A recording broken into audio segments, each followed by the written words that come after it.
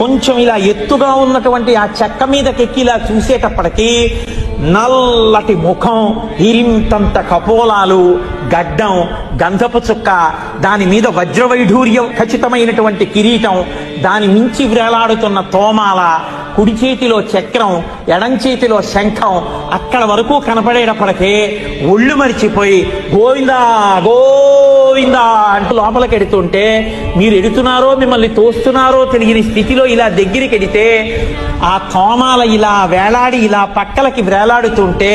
స్వామివారి వక్షస్థలంలో ఉభయనాంచారులు, వాళ్ళకి చుట్టబడినటువంటి పూలదండలు, మహానుభావుడు మెడలో వేసినటువంటి పెద్ద పెద్ద సాలగ్రామాల మాలలు, ఆ కడుపు, కొద్దిగా ఇలా వంగినటువంటి నడుము, దానికి పెట్టుకున్నటువంటి బ్రహ్మాండమైన వడ్డానం, ఆ చేతి వంక చూస్తే మణుల చేత పొదగబడిన ఆ చేతిని చూసి ఇందరికీ అభయమ్ములిచ్చు చేయి